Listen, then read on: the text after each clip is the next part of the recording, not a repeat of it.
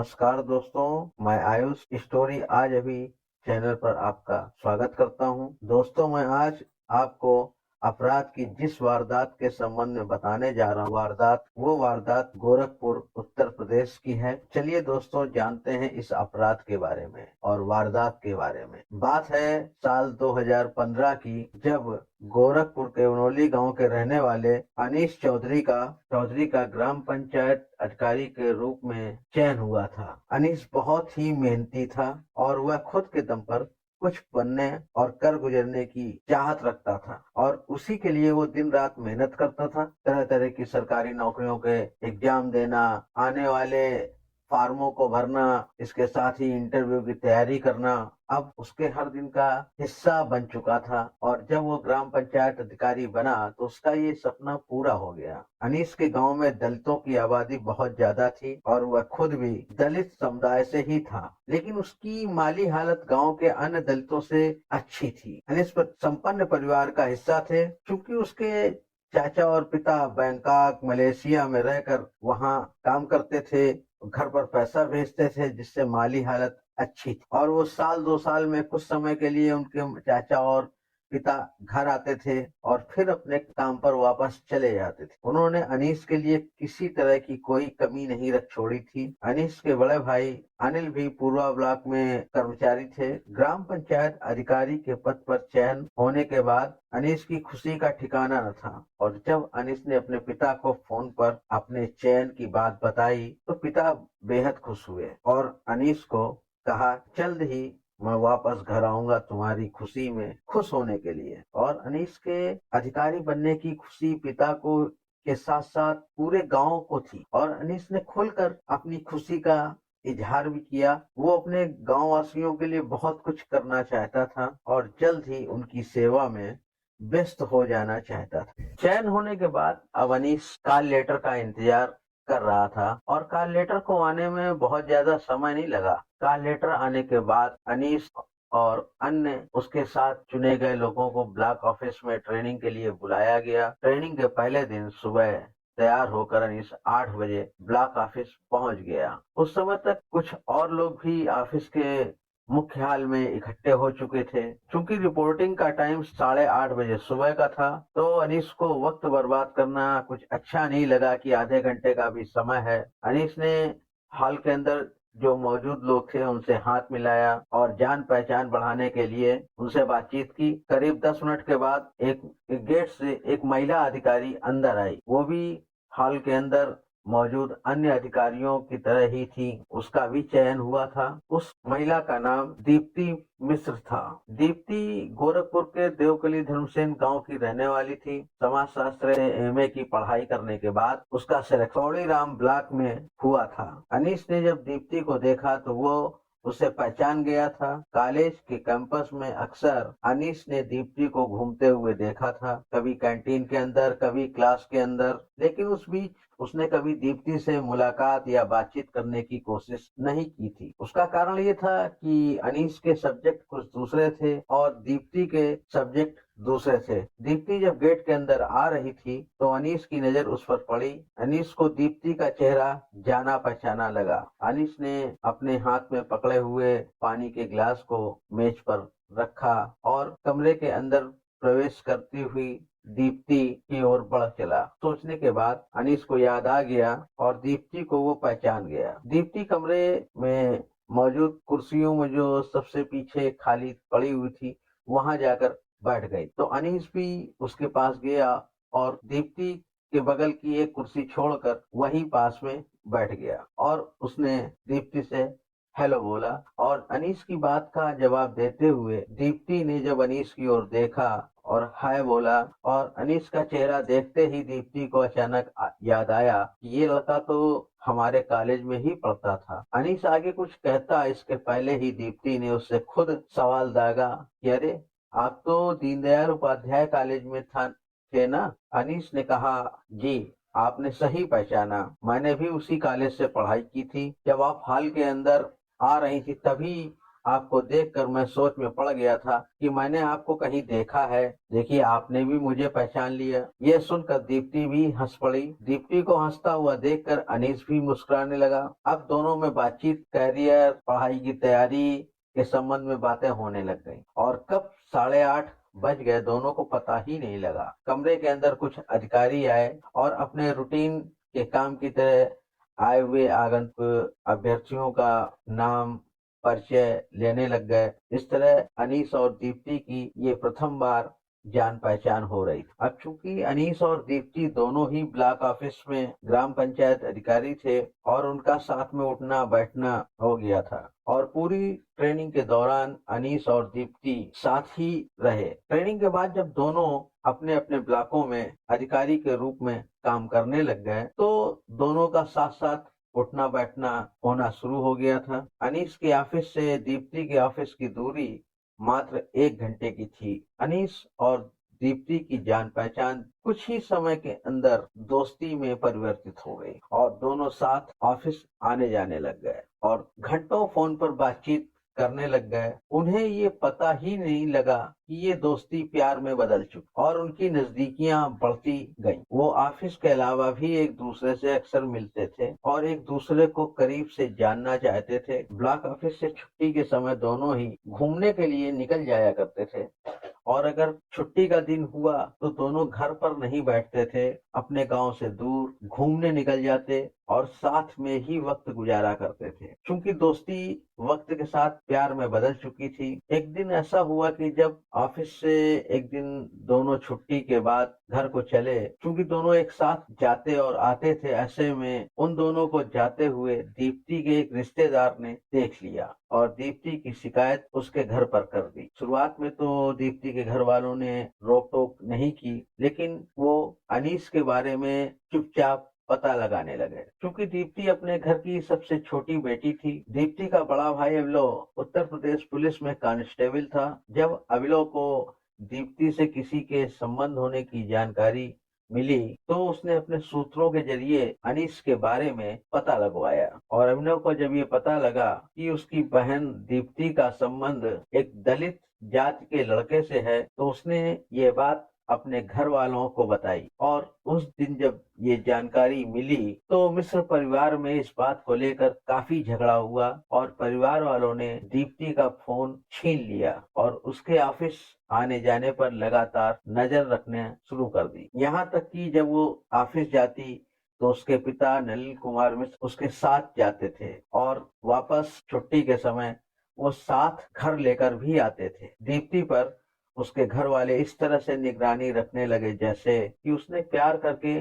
बहुत बड़ा गुनाह किया हो। इस बात की जानकारी अनीस को भी लग चुकी थी कि दीप्ति को किस तरह की समस्याओं का सामना करना पड़ रहा है, क्योंकि उनके बीच बातचीत अचानक से खत्म हो चुकी थी और दीप्ति इधर जब ऑफिस पहुंचती थी तो साथ के कर्मचारियों के फोन से अनीस को फोन करती थी और अपने साथ हो रहे जुल्म सितम के संबंध में बताती। शुरुआत में तो अनीस ने दीप्ति को समझाया, धैर्य रखो, सब ठीक हो जाएगा। लेकिन कुछ समय बाद जब अनीस को दीप्ति से दूरी बर्दाश्त नहीं हुई तो अनीस ने दीप्ति से शादी करने को कहा। लेकिन एक दिन दीप्ति ने अनीस से फोन पर कहा कि देखो अनीस, हम दोनों के घर वाले हम दोनों के संबंध में खुश नहीं हैं, लेकिन इतना मैं जानती हूँ कि हमारे घर वाले हमें काफी प्यार करते हैं। हो सकता है कि ये कुछ समय की नाराजगी हो और उसके बाद वो हमें माफ कर दें। अनीस ने दीप्ति की बातों को बड़े ध्यान से सुना और इसके बाद बोला, तुम कह तो ठीक रही हो, लेकिन तुम्हारे घर वालों ने हमारी शादी के बाद अगर हमारे रिश्तों को नहीं माना तो बड़ी मुसीबत हो जाएगी। दीप्ति बोली, नहीं, ऐसा नहीं होगा, थोड़ा देर में ही सही, लेकिन वो हमारे इस रिश्ते को मंजूरी दे दे और जब एक बार शादी हो जाएगी तो कानूनी तरीके से भी हमारे घर वाले इस बात को मान जाएंगे और वो दूसरी जगह हमारी शादी भी नहीं कर सकते हैं। ये सब सुनकर अनीस को दीप्ति की बातों में दम नजर आया और उसने कुछ देर सोचा और दीप्ति से शादी करने के प्लान को मंजूरी दे दी और उन्होंने योजना बनाई और कुछ दिनों बाद योजना के मुताबिक घर वालों को चकमा देकर 12 मई 2019 को दोनों ने कोर्ट मैरिज कर ली। अब कोर्ट मैरिज हो चुकी थी, कुछ राहत मिल की थी, लेकिन वो ये नहीं जानते थे कि उनका सुख चैन शादी के बाद छिनने वाला है। 9 दिसंबर 2019 को अदालत ने दोनों की शादी को मंजूरी दी थी और इसका ये मतलब था कि अब दोनों कानूनी तरह से पति पत्नी के बंधन में बंध चुके थे। दीप्ति के घर वालों को शादी के कुछ समय बाद उनकी कोर्ट मैरिज का पता चला। उसके बाद दीप्ति के घर वालों ने उसे मानसिक रूप से प्रताड़ित करना शुरू कर दिया और शादी के बाद मिश्र परिवार अनीश को जान से मारने की धमकियां देने लग गए और वो दीप्ति से भी कहते कि तुमने जो गलती कर ली वो कर ली, अभी भी समय है, तलाक दे दो और इस रिश्ते से छुटकारा पालो, नहीं तो हम तुम्हें इस रिश्ते से छुटकारा दिला देंगे। ये सब बातें सुनकर दीप्ति खौफ के साए में आ गई और खौफ में अपनी जिंदगी गुजारने को मजबूर हो चुकी थी। जबकि हर दिन ऑफिस का आना जाना चल रहा था तो उसके मन में अनीस को लेकर हमेशा डर बना रहता था और अनीस भी उधर दीप्ति को लेकर हर वक्त चिंतित रहता था। अनीस को ये डर सता रहा था कि दीप्ति के घर वाले उसके साथ कुछ कर ना दे और वे दोनों एक दूसरे की चिंता में ही दिन भर परेशान रहते थे, रातों दिन सोचा करते थे और इन सब बातों का असर उनके काम पर भी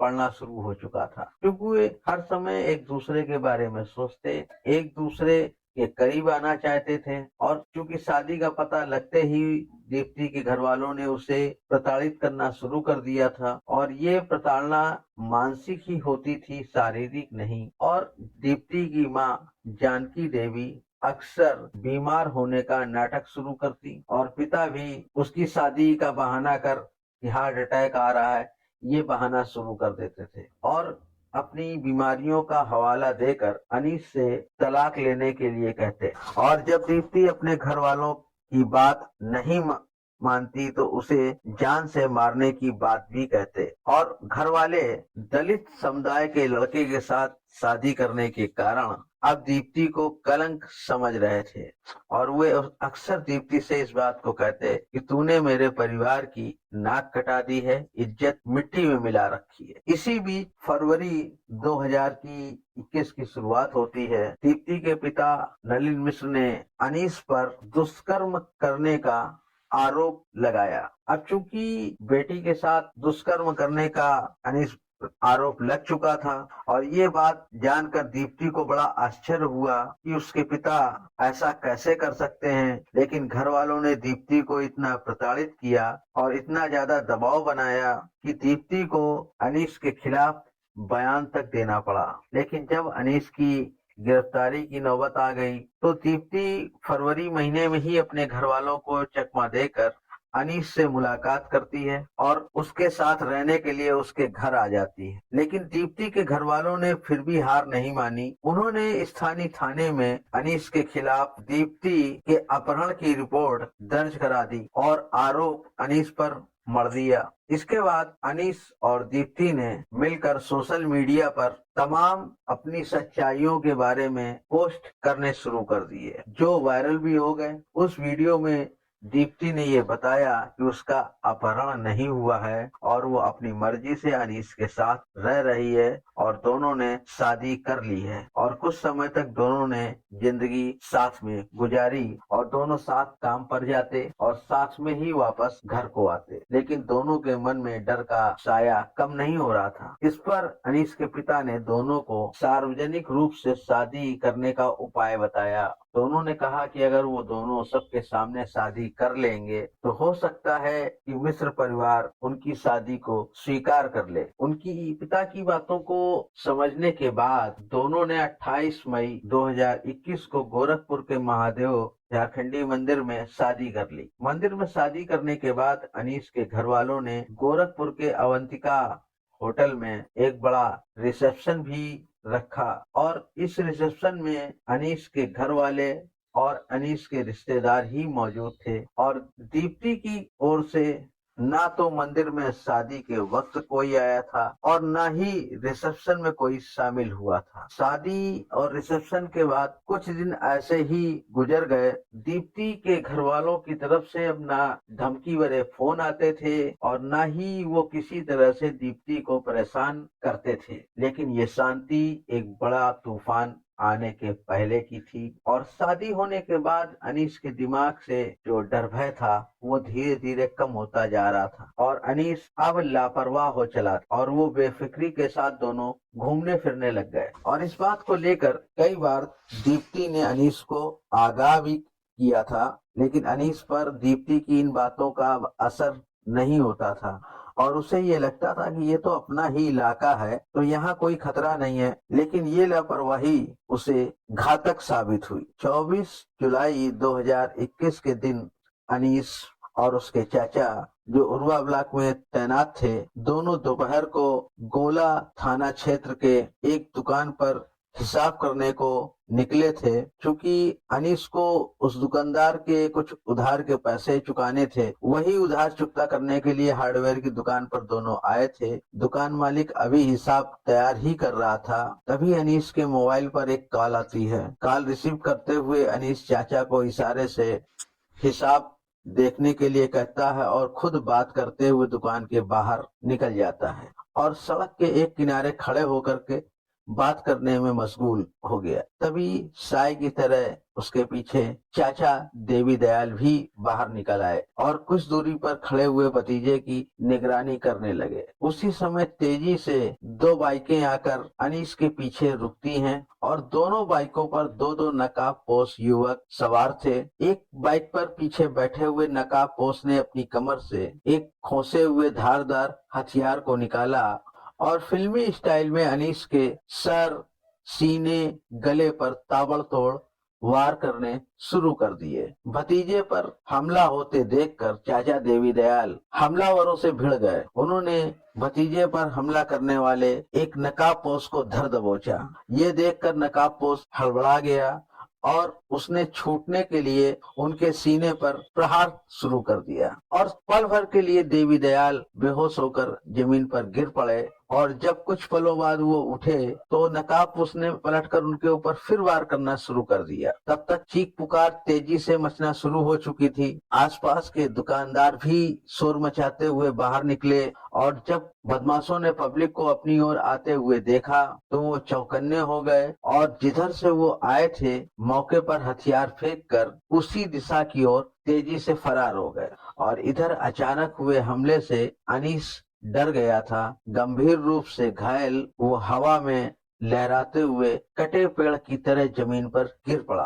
आनन फानन में लोगों ने दोनों को अस्पताल पहुंचाया, जहां डॉक्टरों ने देखने के बाद अनीस को मृत घोषित कर दिया और चाचा देवी दयाल का उपचार शुरू हो गया। भतीजे के मौत की खबर सुनते ही चाचा देवी दयाल की हालत और बिगड़ गई और उनकी सांसों की रफ्तार तेज हो गई। ये देखकर अस्पताल में डॉक्टर भी घबरा गए और उन्हें बीआरडी मेडिकल कॉलेज रिफर कर दिया गया। अनीस की हत्या की खबर मिलते ही इलाके में सनसनी फैल गई थी और जैसे जैसे अनीस को जानने वालों को इस बात की जानकारी हुई, वैसे वैसे ही लोग घटना स्थल उसके घर पर पहुंचना शुरू हो गए। कुछ अस्पताल पहुंच गए और इस दिल दहलाने वाली घटना की जानकारी उधर गोला थाने के थानेदार को भी मिल चुकी थी और घटना की सूचना मिलते ही वो अस्पताल पहुंच गए और अस्पताल को पूरी छावनी में तब्दील कर दिया ताकि किसी भी तरह की अप्रिय घटना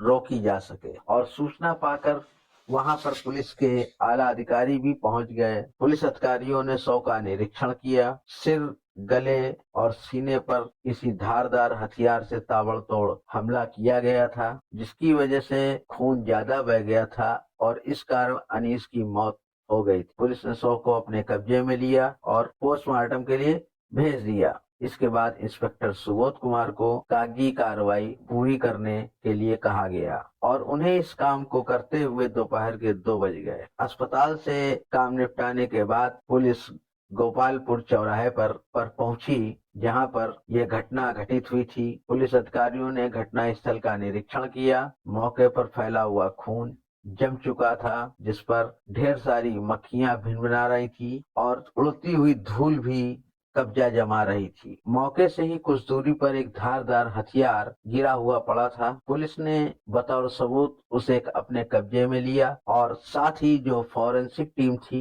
वो भी अपनी जांच में जुटी हुई थी। पुलिस ने अनीस की पत्नी दीप्ति चौधरी की एप्लीकेशन के आधार पर धारा 302, 307, 506, 120B और SC/ST की धारा के तहत मायके के 17 लोगों के खिलाफ मुकदमा दर्ज करा दिया, जिसमें नलिन मिश्रा, मणिकांत मिश्रा, अभिनव मिश्रा, अनुपम मिश्रा, विनय इत्यादि शामिल थे। घटना की जांच की जिम्मेदारी गोला के सीओ अंजलि कुमार पांडे को सौंपी गई। इस मामले में पुलिस ने 4 आरोपियों मणिकांत मिश्र, विवेक तिवारी, अभिषेक तिवारी और सुनील सिंह को गिरफ्तार कर लिया। उन्हें गोला के क्षेत्र से ही गिरफ्तार किया गया था। इन चारों से जब पूछताछ की गई तो उन्होंने अपना अपराध स्वीकार करते हुए अन्य अपराधियों के नाम भी बता दिए। पुलिस ने इन्हें अदालत में पेश करके जिला जेल भेज दिया। 28 जुलाई 2021 को एसपी अनूप कुमार सिंह ने एक प्रेस कॉन्फ्रेंस में 4 आरोपियों के गिरफ्तार की जानकारी दी और कहा कि जल्द ही बाकी के आरोपियों को गिरफ्तार किया जाएगा। बहरहाल अन्य आरोपी अभी गिरफ्तार नहीं हुए हैं, पुलिस उन्हें तलाश रही थी। मित्रों, अगर आप चैनल पर नए हैं तो चैनल को सब्सक्राइब करने के साथ ही बेल आइकन को भी दबाएं। इसके साथ अच्छे या बुरे हमारे इस प्रयास पर कमेंट भी करें, जिससे हम आपके आधार पर खरा उतरने की कोशिश करें। नमस्कार।